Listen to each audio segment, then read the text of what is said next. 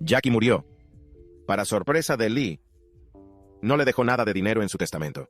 Lee Radziwill era la enérgica ex princesa a la que todos adoraban, exactamente como su hermana, Jackie Kennedy.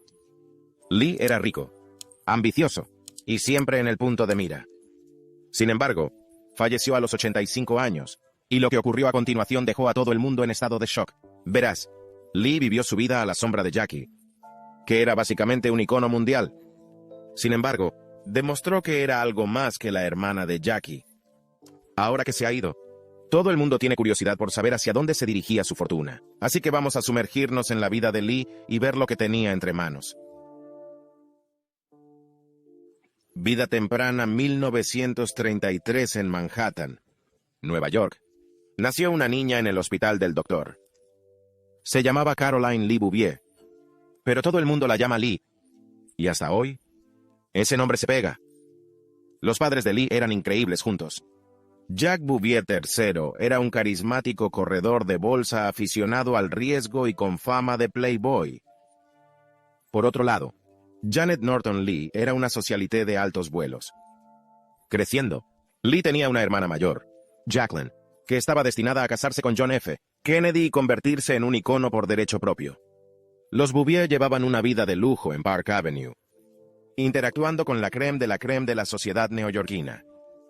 Cuando el ajetreo de la ciudad se volvió demasiado, se escapaban a los serenos Hamptons. Esto dio lugar a veranos llenos de paseos por la playa y frescas brisas marinas, convirtiéndose en la escapada perfecta para la familia. Sin embargo, pero eso no es todo. La educación de Lee fue tan elitista como su crianza. Pasó de una escuela a otra, de la escuela de la señorita Porter en Connecticut a la escuela Potomac en Washington, D.C., y la Chapin School de Nueva York. Cuando llegó a la universidad, estaba más que preparada para el prestigioso Sarah Lawrence College. Sin embargo, Lee no se contentaba con una educación local, así que voló a Italia para estudiar arte durante su segundo año. Ahora, cambiemos el foco a su padre, Jack Bouvier, a menudo llamado Black Jack. Era una leyenda de Wall Street, conocido por su buena apariencia, encanto y, desafortunadamente, sus borracheras y mujeriegos. Estos hábitos acabaron provocando la separación de la familia cuando Lee aún era joven. Sin embargo, el Bouvier no se desvaneció sin más. Seguían siendo de la realeza neoyorquina, con contactos e influencia de sobra. Después de la separación, Lee y Jacqueline se quedaron con su madre, Janet, que se volvió a casar con Hugh Auchincloss. Hugh era toda una figura, con una gran finca en Virginia y un complejo árbol genealógico. Se había casado 2 veces antes y había traído al redil a los hijos de esos matrimonios. Así que Lee y Jacqueline se encontraron con una mezcla de hermanastros y hermanastras. A pesar de la distancia geográfica y emocional, Lee se mantuvo en contacto con su padre. Sin embargo, siempre había un sentimiento de competencia con Jacqueline, que parecían captar la adoración de su padre sin esfuerzo. Jacqueline era la niña de oro, sobresalir académica y socialmente, lo que a menudo hacía que Lee se sintiera eclipsado. Entonces llegó el debut de Lee en la alta sociedad, un momento con el que soñaban muchas jóvenes de su época. El 25 de diciembre causó sensación, 1950, aterrizando en la página 71 de la sección de debutantes de la revista Life. Tenía un retrato a toda página, capturando su juvenil elegancia y aplomo. Fue algo grande, y marcó su entrada oficial en los círculos sociales de élite. Silencio. La vida no fue todo diversión para Lee. Al entrar en el centro de atención, su vida personal empezó a chocar con sus aspiraciones profesionales. Matrimonios de Lee. A los 21 años se casó por primera vez. Era 18 de abril, 1953, cuando caminó hacia el altar con Michael Temple Canfield. Este hombre era un joven, elegante ejecutivo editorial, y parecía que los dos hacían una pareja perfecta. Un joven. La radiante Lee fue escoltada por su padre, y estaba más que preparada para empezar lo que esperaba que fuera su final de cuento de hadas. Michael era todo lo que ella siempre había deseado. Guapo, inteligente, bien conectado, y un soplo de aire fresco bajo la atenta mirada de su madre. Los recién casados se mudaron a una encantadora casa en Chester Square, Londres, y disfrutó de una fase de luna de miel que se convirtió en la envidia de la ciudad. Sin embargo, como cualquier buena historia, hubo un giro. A pesar de su impresionante puesto como jefe de Harper Brothers y editor de primer nivel, Michael tenía un lado oscuro. Era un bebedor empedernido, y este vicio comenzó lentamente a desentrañar su cuento de hadas. En un incidente especialmente alarmante, Michael se desmayó por culpa de la bebida, dejando a Lee encerrado y frenético. Este susto le llevó a intentar recuperar la sobriedad, pero sus esfuerzos duraron poco. Mientras el matrimonio se desmoronaba, Lee encontró consuelo en otra parte. Entra el príncipe Stanislaw Albrecht Radziwiłł, un príncipe polaco-lituano que la conquistó. A esta hora, la hermana de Lee, Jacqueline, se había casado con John F. Kennedy, aportando un nuevo nivel de influencia y poder al nombre Bouvier. Los Kennedy intervinieron para ayudar a Lee a salir del fracaso de su matrimonio. Pidieron al Papa que anulara su matrimonio con Michael. Un movimiento exitoso, permitiendo a Lee casarse con el príncipe Stanislaw el 19 de marzo, 1959. Hubo rumores de que Michael Canfield podría haber sido el hijo ilegítimo del príncipe Jorge, el duque de Kent, lo que le habría convertido en un príncipe por derecho propio. Con su nuevo marido real, Lee tuvo 2 hijos, Anthony y Christina. Llevaban una vida de lujo cerca del Palacio de Buckingham, demostrando que la realeza atrae a la realeza. Sin embargo, no es oro todo lo que reluce. Su matrimonio estuvo plagado de rumores de infidelidad por ambas partes. Al parecer, el príncipe Stanislaw mantuvo numerosas relaciones amorosas, mientras que la creciente cercanía de Lee al magnate naviero griego Aristóteles Onassis, que más tarde se casaría con su hermana, Jacqueline, echó más leña al fuego.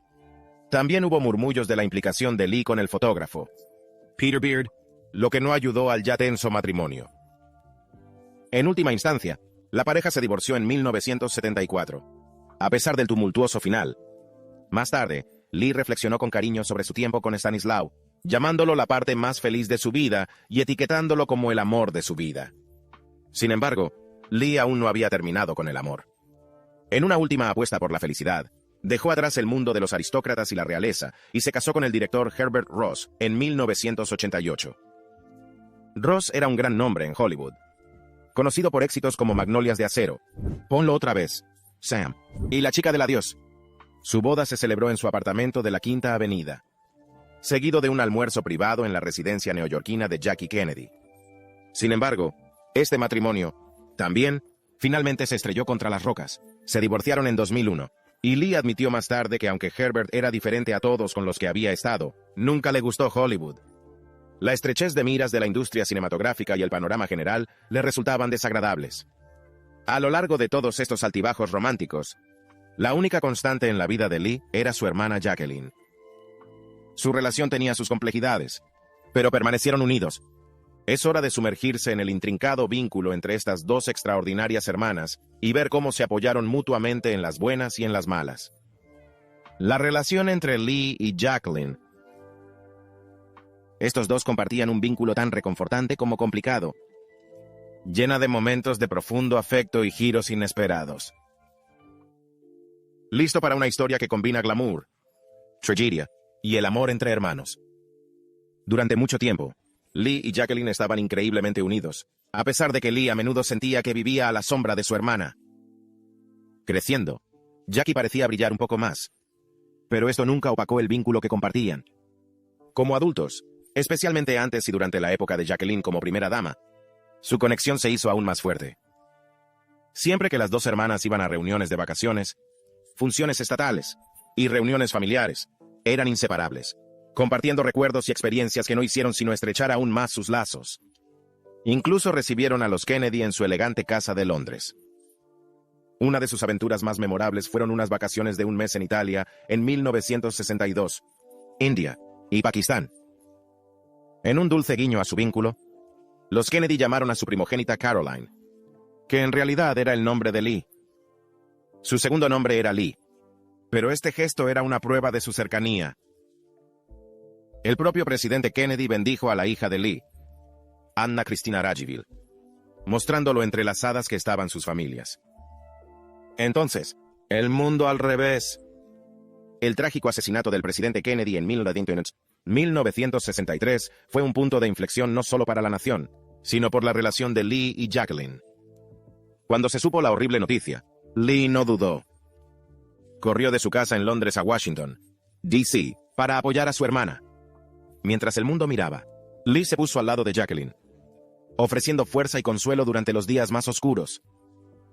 Estaba allí cuando Jacqueline encabezó el cortejo fúnebre, un pilar visible de apoyo.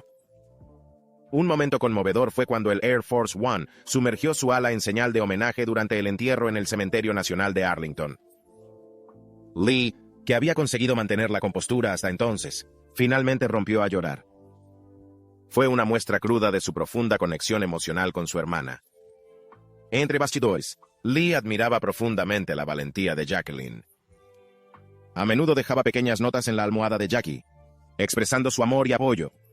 Pero a pesar de su profunda conexión, enredos románticos y las decisiones personales empezaron a separarlos. La creciente cercanía de Lee a Aristóteles Onassis, el magnate naviero griego que más tarde se casaría con Jacqueline, introdujo tensión en su relación. Se trataba de un tema delicado, una que puso a prueba su vínculo como nunca antes. El mismo hombre que trajo a Jacqueline una apariencia de estabilidad, post-Kennedy también se convirtió inadvertidamente en una cuña entre las hermanas. A medida que pasaba el tiempo, su relación, antaño inseparable, se enfrentó a más retos. Las diferencias en sus vidas y elecciones personales crearon una distancia difícil de salvar. El glamour, imagen perfecta de su hermandad, comenzó a mostrar grietas, revelando las complejidades subyacentes. Complejidades por debajo. El gran feudo. Aristóteles Onassis, el magnate naviero griego, no era ajeno a permanecer en los titulares. Por un tiempo, los tabloides hicieron su agosto con rumores sobre el supuesto romance de Lee y Aristóteles. La química entre ellos era palpable, pero nunca se confirmó nada oficialmente. Se conocían desde hacía años, gracias a los estrechos círculos de la alta sociedad. Lee y su marido, príncipe Stanislav Radziwiłł, a menudo agasajaba a Onassis en sus cenas en Londres y disfrutaba de lujosos cruceros en su yate, la Cristina. Sin embargo, aquí es donde las cosas se ponen realmente interesantes. En agosto de 1963, la tragedia golpeó a Jacqueline cuando su tercer hijo, Patrick, murió poco después de nacer. En su dolor, Lee extendió una invitación de Aristóteles a Jackie, ofreciéndole una muy necesaria escapada en su yate. Parecía un gesto considerado, pero este viaje lo cambiaría todo. En este fatídico crucero por el mar Egeo, la dinámica cambió. Jacqueline, buscando consuelo y privacidad, se unió a Lee y Aristóteles. Según Diana Dubois, a la sombra de su hermana, una biografía íntima de Lee Radziwiłł, la presencia de Jackie tuvo un profundo impacto en Aristóteles. Lee afirmó que sus intenciones eran puras, para ayudar a su hermana a curarse. Sin embargo, la influencia de Jackie sobre Aristóteles durante el viaje fue innegable. Este viaje sembró la semilla de los celos y la rivalidad entre las hermanas. El libro sugiere que la expropiación de Aristóteles por parte de Jackie abrió una importante brecha entre ellos, una grieta que se profundizaría con el tiempo. Echando leña al fuego, corrían rumores sobre una relación íntima entre Jacqueline y Robert Kennedy, que le ofreció un inmenso apoyo emocional después de que John F., el asesinato de Kennedy. Aunque nunca hubo pruebas concretas, los frecuentes avistamientos y las profundas conversaciones entre ellos no dejaban de mover las lenguas. Avance rápido hasta junio de 1968. Lee estaba en Londres cuando se enteró del asesinato de Bobby Kennedy. Angustiado, tuvo un accidente de coche. Jackie, temiendo por su seguridad y creyendo que América se había convertido en un lugar peligroso para los Kennedy, decidió abandonar el país. Así que, ¿quién la ayudó a escapar? Nada menos que Aristóteles Onassis. Este movimiento no hizo sino intensificar el drama. La relación romántica entre Jackie y Aristóteles se hizo oficial, con un acuerdo prenupcial que le prometía millones. 5 años después del asesinato de JFK, su matrimonio fue un acontecimiento sensacional celebrado en la isla privada de Aristóteles, Scorpios. Lee asistió a la boda, pero la tensión era palpable. Cuando se le preguntó sobre su relación con Aristóteles y los rumores de un romance, Lee se echó a reír, insistiendo en que no se arrepentía de nada. Sin embargo, cualquiera que prestara atención podía ver la profunda desavenencia entre las hermanas. Lee creía en privado que Aristóteles había sido suyo hasta que llegó Jackie y, como siempre, tomó lo que quiso. No se trataba solo de un hombre. Era un patrón que se repetía desde su infancia. Ahora, la rivalidad no terminó con Aristóteles. La hija de Lee, Christina, también se convirtió en un punto de discordia. Cristina luchaba contra su propia imagen, especialmente comparada con su belleza, madre esbelta. Lee, aunque adoraba a sus hijos, no era especialmente práctico, pasando por alto los signos de las luchas ocultas de Cristina. Cristina encontró consuelo y comprensión en su tía Jackie, a quien adoraba. Un día, Cristina decidió que ya estaba harta de vivir con Lee e hizo las maletas para irse a vivir con Jacqueline, que vivía a pocas manzanas. Este movimiento alimentó aún más los celos de Lee y profundizó la brecha entre las hermanas. En medio de toda esta confusión personal, Lee encontró consuelo en sus amigos artistas. Estas nuevas conexiones ayudarían a reavivar sus aspiraciones profesionales y ofrecerían una nueva dirección a su vida. Pero las cicatrices de su tensa relación con Jacqueline permanecían. La carrera de Lee. Los años 60 fueron un punto de inflexión para Lee Radziwill. A medida que su relación con su hermana Jacqueline Kennedy Onassis comenzó a resquebrajarse, Lee encontró consuelo en nuevas amistades artísticas. Se relacionó con luminarias como bailarinas de ballet, Rudolf Nureyev y Margot Fonteyn, diseñador Cecil Beaton, y el escritor Truman Capote.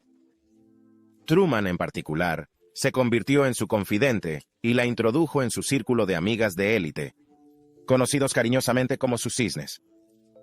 Lee y Truman compartían un vínculo especial. A pesar de su éxito como escritor, Truman se sentía perpetuamente al margen debido a su sexualidad, un sentimiento que resonó en Lee, que siempre se sintió eclipsada por su glamurosa hermana mayor. Sus sentimientos mutuos de ser los segundos mejores les unieron. Tras el matrimonio de Jackie con Aristóteles Onassis en 1968, Lee estaba destrozado. Se volvió hacia Truman llorando, incapaz de comprender las acciones de su hermana. Truman, siempre el amigo solidario, animó a Lee a salir de la sombra de Jackie y seguir su propio camino. Actuando, sugirió, podría ser su billete a la fama. Así que, Lee se lanzó a la actuación con entusiasmo. En 1967, empezó a formarse con profesores de la Royal Academy of Dramatic Art y la London Academy of Music and Dramatic Art. Truman tenía un plan.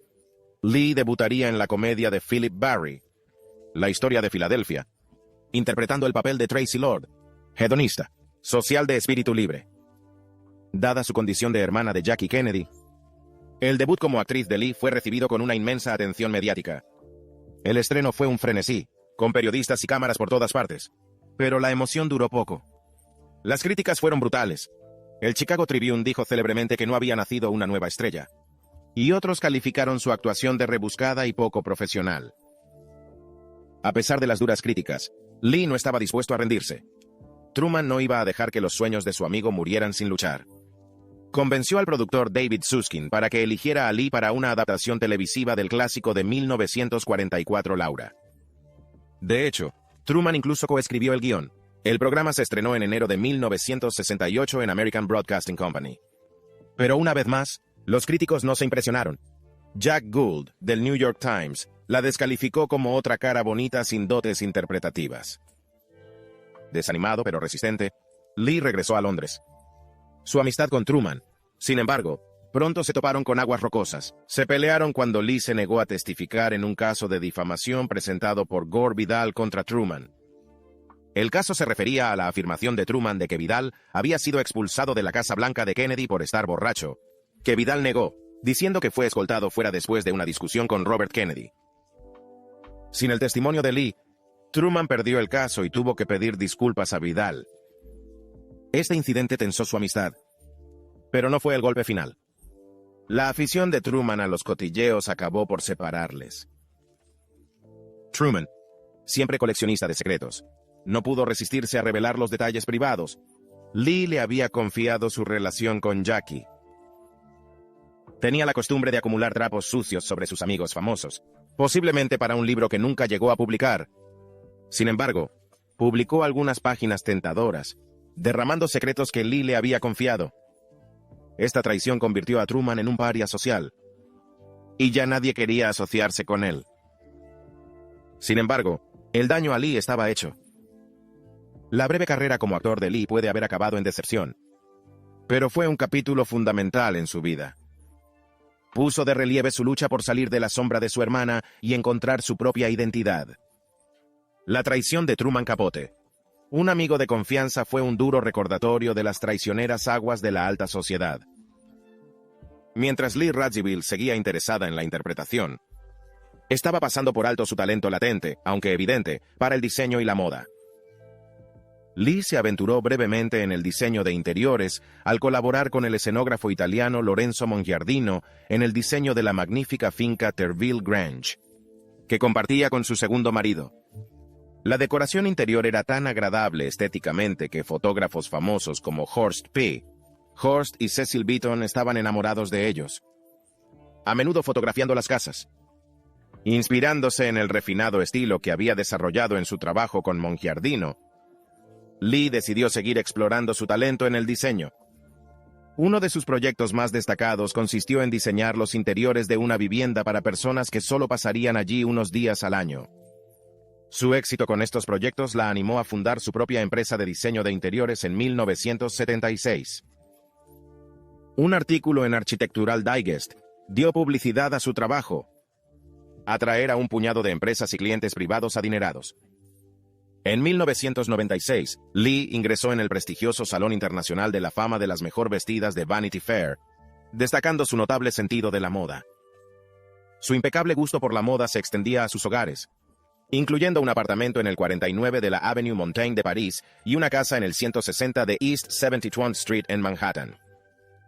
La revista Elle Decor se fijó en las hermosas casas de Lee y las presentó en su número de abril de 2009, que ofrece a los lectores una visión de su refinado gusto por el diseño de interiores.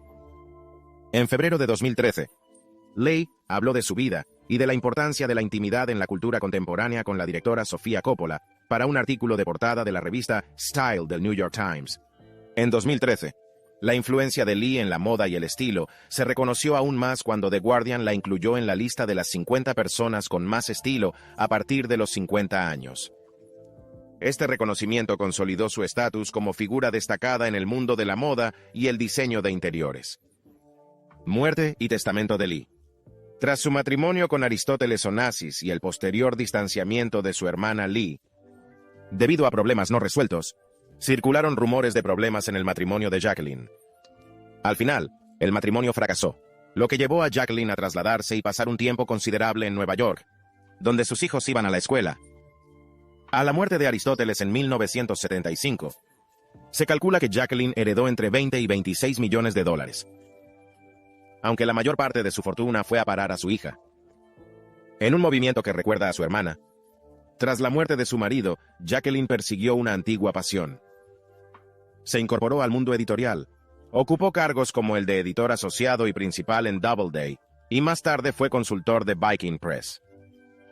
Su interés por la historia y su compromiso con la conservación histórica y las artes también continuaron.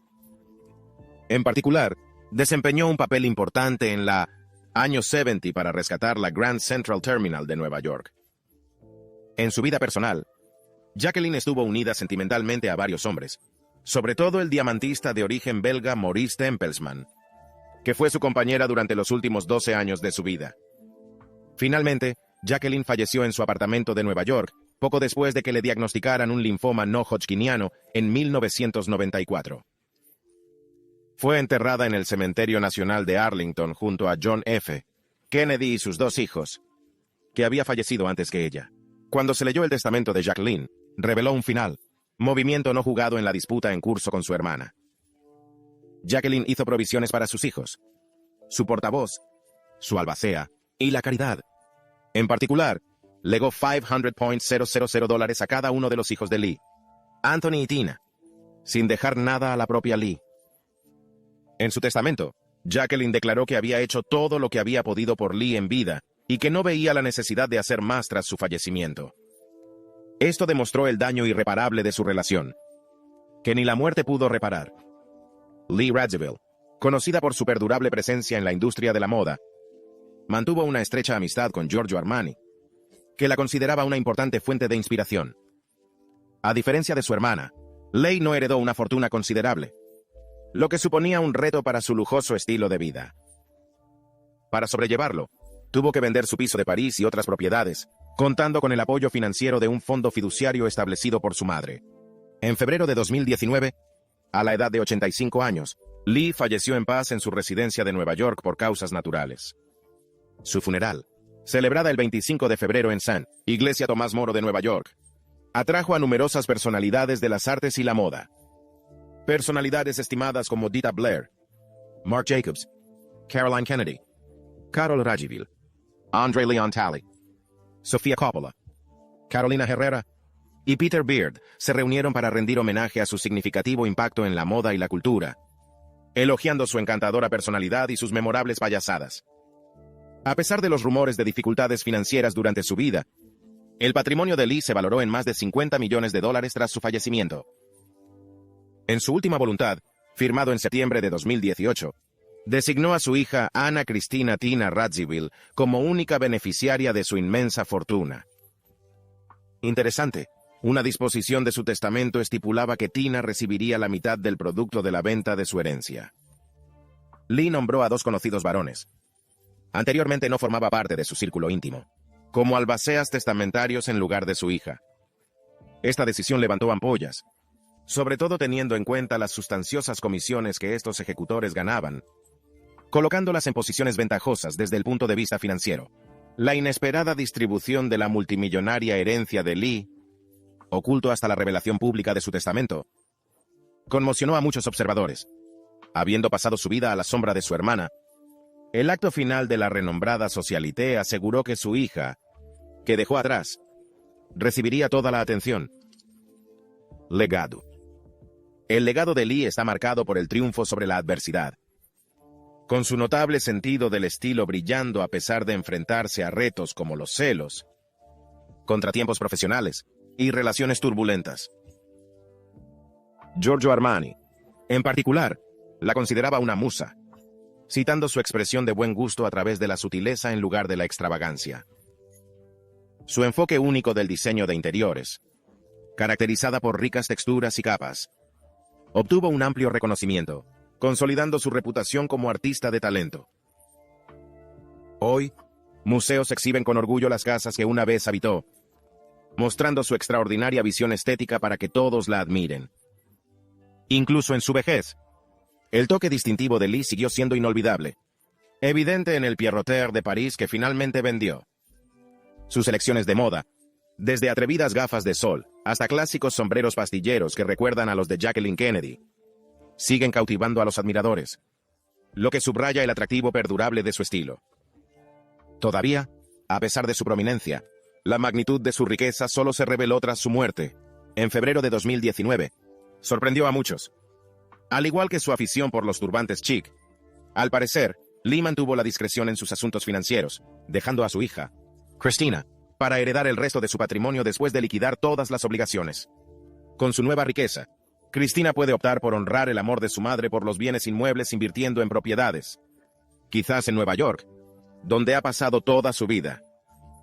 Alternativamente, puede optar por diversificar sus inversiones en el extranjero, cerrando un capítulo de la historia de la familia. No importa, ahora tienen los medios para permitirse viajes de lujo como los que disfrutaba su madre. A lo largo de su vida, Lee Radziwiłł mantuvo un aire de misterio. Cautivó al público con su encanto aristocrático y su inteligencia mundana hasta su fallecimiento a los 85 años. A pesar de su prolífica vida, parecía guardar la verdad tras su cuidada imagen, dejando que los observadores reflexionen sobre su enigmática persona. Gracias por vernos, y nos vemos en la próxima.